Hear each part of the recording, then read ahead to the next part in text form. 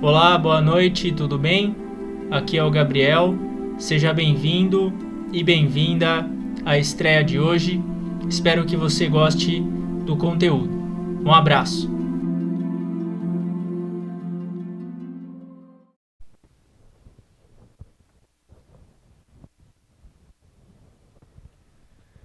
Olá, boa tarde, sejam todos bem-vindos à palestra de hoje. Agradeço também o pessoal da plataforma Verdade e Ação que irá acompanhar o conteúdo de hoje. A gente continua aprendendo com o livro As Leis do Inferno. A gente hoje vai falar sobre a última parte do capítulo 3, que é o capítulo Maldições e Possessão. A gente vai falar sobre a visão errônea, a presunção e a dúvida. São as 6 grandes ilusões formadas pelos 3 venenos do coração, mas mais a presunção, dúvida e visão errônea. A gente vai falar hoje sobre esse tema. E antes de iniciar, recitaremos a oração ao Senhor.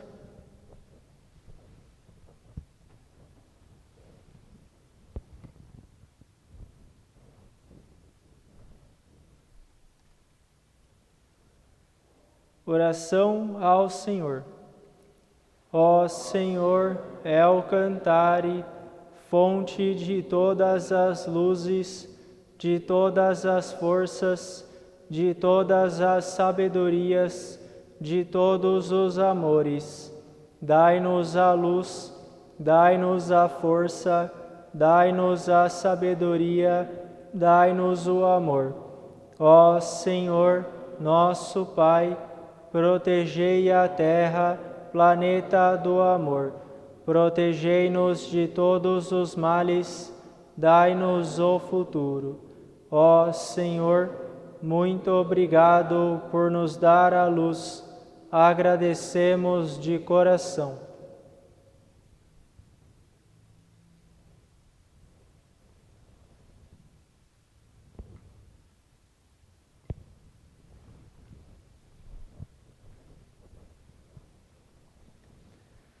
Falando sobre o tema de hoje, o orgulho, desconfiança e visão errônea, o orgulho, ele é um dos itens das 6 grandes ilusões mais difíceis de serem identificados. Porque é muito fácil a gente identificar quando outra pessoa é orgulhosa, mas quando nós mesmos somos orgulhosos é extremamente difícil. Se alguém fala para você, você é orgulhoso, instantaneamente você vai responder provando que você não é. Você vai mostrar tudo de bom que você já fez na vida para mostrar que você não é orgulhoso. Isso é uma reação humana. O comportamento humano, ele é dessa forma. E tem uma história que aconteceu comigo, hoje eu acho engraçado. Quando eu trabalhava em São Paulo, a gente conduzia a meditação de sexta-feira, aí teve um garoto que ele falou assim, Gabriel, hoje, depois da meditação, eu vou num local que vai ter um ritual para remover o meu ego.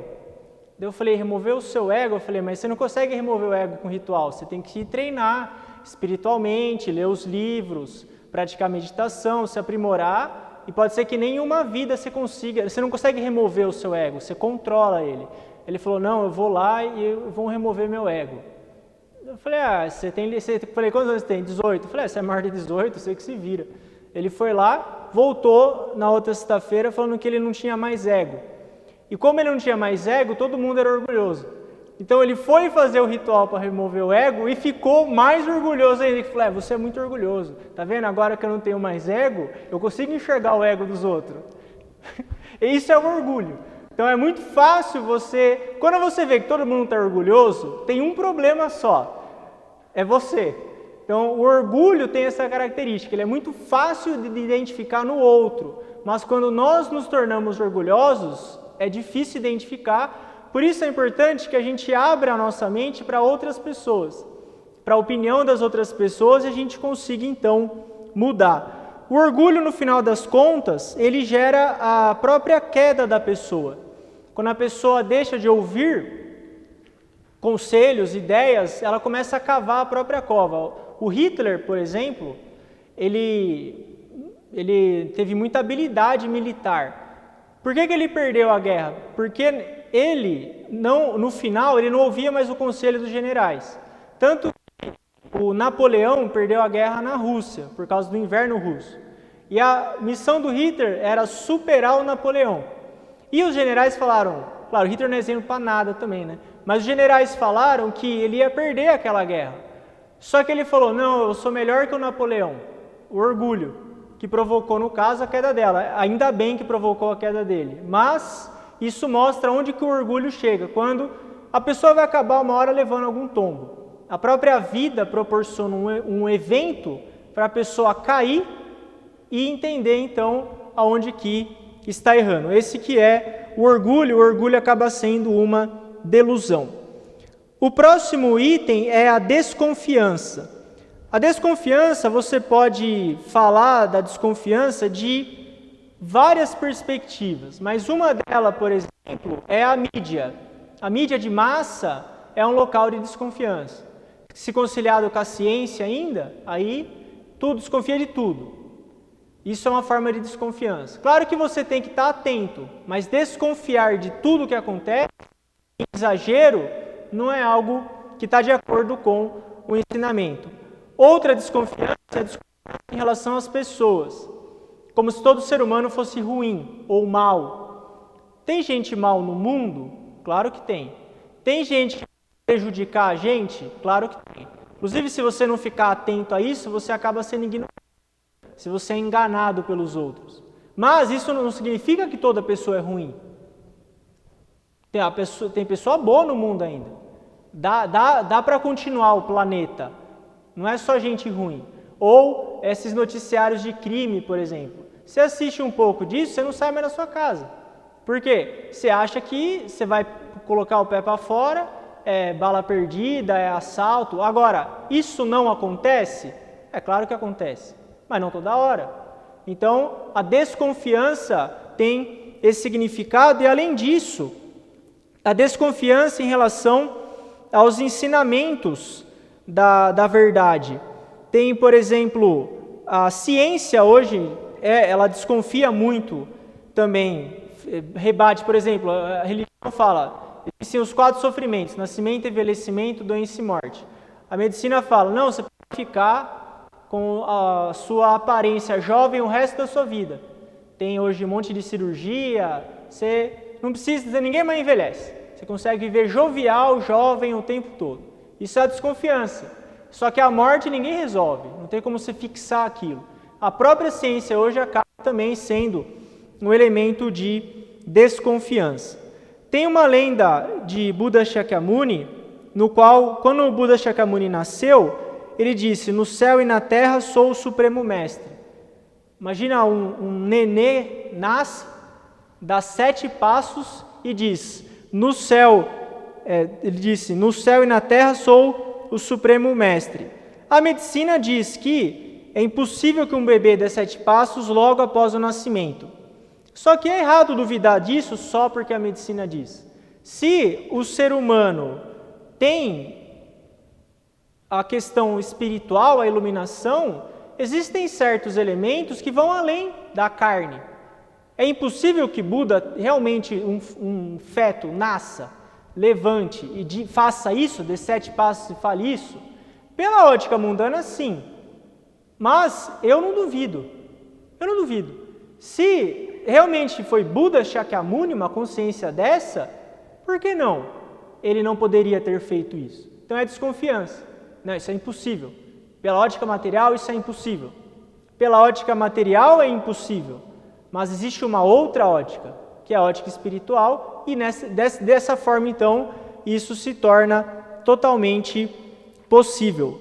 Uma outra questão também, ainda falando sobre a biologia nega muito também a questão da religião. Buda disse uma vez em um sutra, e ele acabou, no caso, sendo condenado porque ele disse isso no sutra. Deixa eu achar qual a página. Enfim, ele falou que, nesse sutra, que na época de Buda, a medicina não tinha anatomia desenvolvida.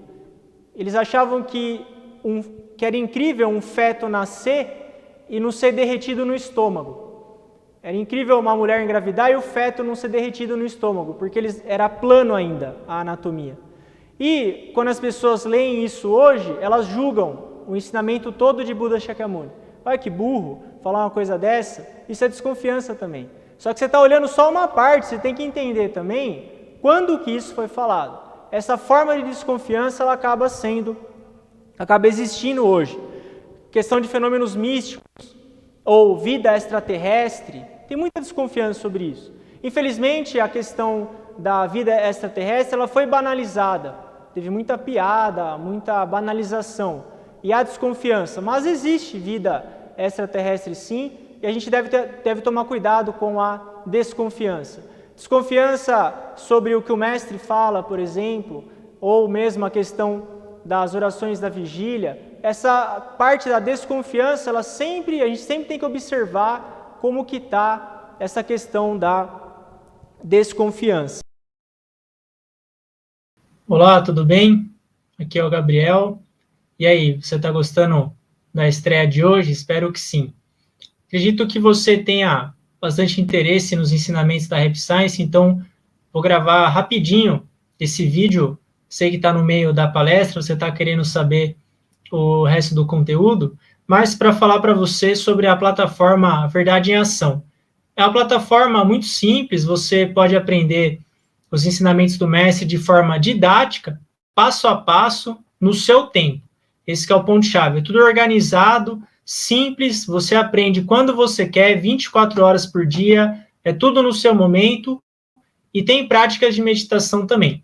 Só vou compartilhar rapidinho com você aqui como que funciona a plataforma Verdade e Ação. Aqui é um exemplo da plataforma. Por exemplo, as leis do inferno, a gente fez uma série de estudos, ó.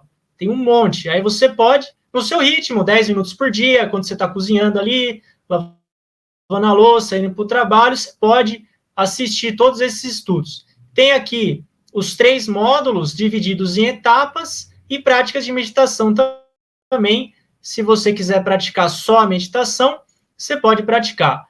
Inclusive, você pode praticar também no seu telefone. Você baixa o aplicativo e o aplicativo Spark e estuda no seu telefone. Então, fica aqui a sugestão, já vou voltar rapidinho no vídeo que você quer assistir aqui da estreia. Fica aqui na descrição do vídeo o link para a plataforma Verdade e Ação, então clica aí, vê o que você acha, tenho certeza que você vai gostar. Então, bom fim de estreia para você. Um abraço. E por último também, a visão errônea. Visão errônea significa que você está observando as situações por uma ótica distante da verdade, ou oposta à verdade. É como se, por exemplo, eu tenho miopia. Se eu tirar o óculos, eu não consigo enxergar quase nada.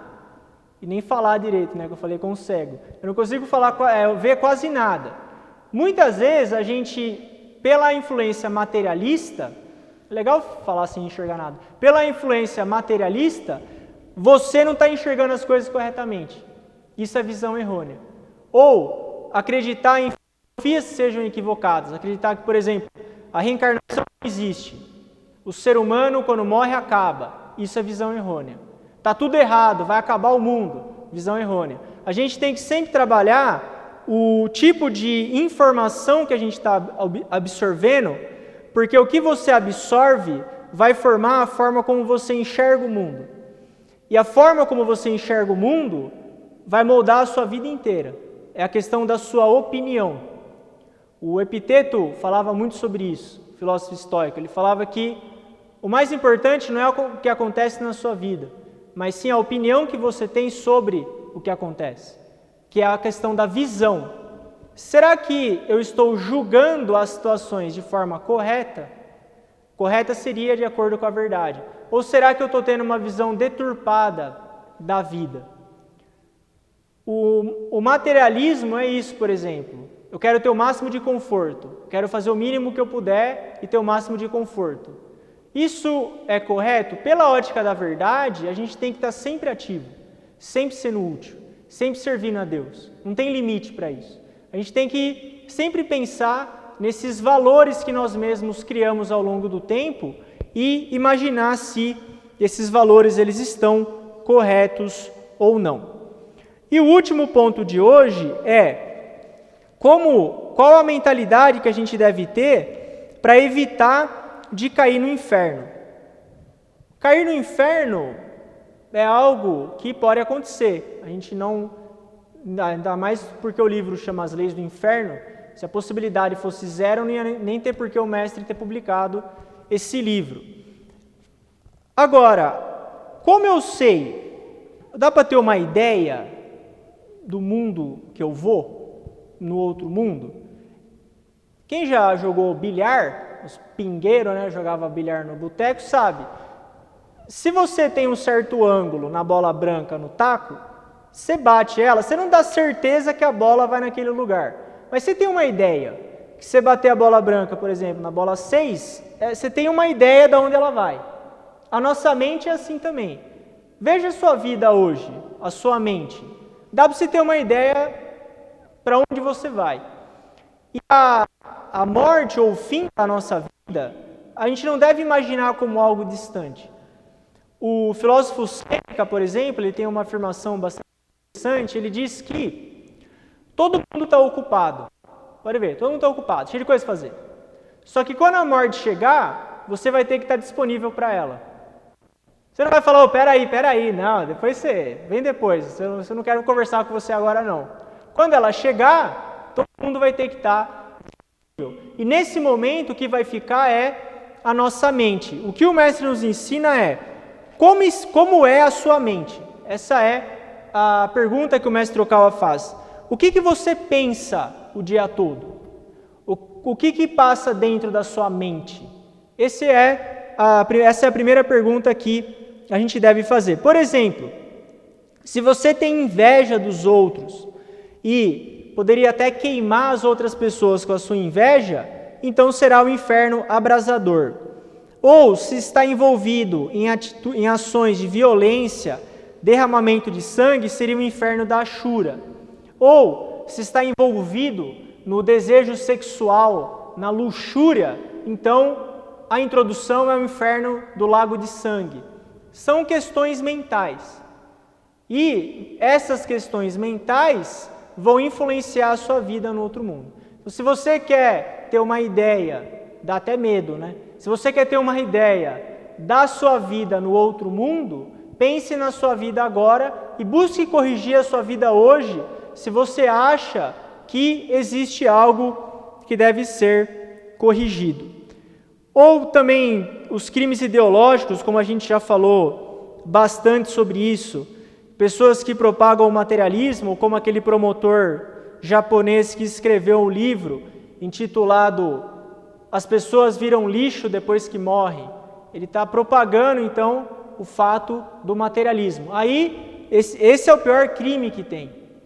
O pior de todos é difundir uma filosofia, um pensamento errado. Então, a gente precisa sempre se perguntar o que eu estou pensando, que é a prática da reflexão. A gente bate na tecla da reflexão. Realmente você conseguir rever seus pensamentos, seus atos, suas palavras. Se você identificar algo errado, você vai ter que corrigir. Porque, na verdade, quem vai corrigir os seus pensamentos se não for você mesmo? Esse tipo de atitude é necessária. Além disso, o mestre nos ensina que a gente precisa se esforçar para transformar a nossa mente, e isso é responsabilidade de cada um. Não tem como a gente delegar para outra pessoa os nossos pensamentos, a nossa maneira de pensar e o nosso estilo de vida. O fato é só um: tudo o que a gente pensa, fala e faz tem um efeito, tem um impacto na nossa vida agora, na nossa vida no outro mundo, que basicamente é céu e inferno, e na nossa próxima vida. Na nossa próxima vida. Tudo o que a gente está fazendo agora faz parte dessa lei da causa e efeito, e a gente deve buscar o princípio da autorresponsabilidade. Nunca a gente deve fugir disso. Inclusive, terça-feira vai ter o culto dos antepassados, a gente vai assistir um trecho de palestra do mestre, um trecho inédito, e o mestre fala muito sobre a questão da autorresponsabilidade, Porque quando a gente vai para outro mundo, você tem que ser responsável por você. Você vai culpar quem? Pela sua vida. Ah, mas as pessoas foram mal educadas comigo. As pessoas isso, as pessoas aquilo. Ninguém quer ouvir isso. O que os seres elevados querem ouvir é o que você fez, como você agiu, quais foram as suas reações, como foi o seu comportamento frente a tudo o que acontece, como você se lapidou, o quanto você se aprimorou e assim por diante. Esse ponto da autorresponsabilidade é o maior divisor entre céu e inferno. Além, claro, do conhecimento do mundo espiritual que se torna necessário. Por isso, a gente não deve só buscar o conforto material. Isso é um ponto que o Mestre Okawa, ele é enfático nesse livro, que mesmo você sendo feliz nesse mundo, isso não significa que você vai carregar a sua felicidade para outro mundo. E a felicidade que o Mestre Okawa prega é uma felicidade que você é feliz aqui e você continua sendo feliz no outro mundo. Quando a gente fala isso, é claro que não dá urgência. Você não sente que é algo urgente. Você fala, pá, mas deixa para depois isso aí. Isso aí é assunto para depois. Só que a cada dia isso acaba se aproximando. Por isso é necessário que a gente consiga encontrar realmente um balanço entre a nossa vida material e a nossa vida espiritual. Esse foi o tema de hoje, a questão do orgulho, da visão errônea, da dúvida.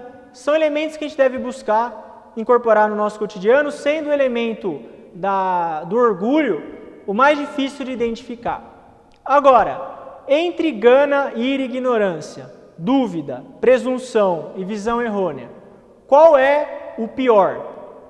Sempre eu sou questionado sobre isso. Tem 6, certo? Qual que é o pior dos 6? Gana, ira, ignorância, dúvida, presunção e visão errônea. No livro O Desafio da Iluminação, um livro apenas em inglês e japonês, o mestre responde: o pior desses 6 é a dúvida. É a dúvida. Você pode não ter gana, não ter ira, não ter ignorância, não ter presunção, não ter visão errônea. Mas se você tiver dúvida, só esse elemento pode levar você para o inferno. Se você duvidar de tudo, esse é então um elemento agravante para levar as pessoas para o mundo infernal. Então a gente tem que sempre questionar se a nossa dúvida está certa ou não. Então esse foi o ensinamento de hoje. Pessoal da plataforma Verdade em Ação, muito obrigado pela participação de todos. Agora eu vou encerrar a transmissão.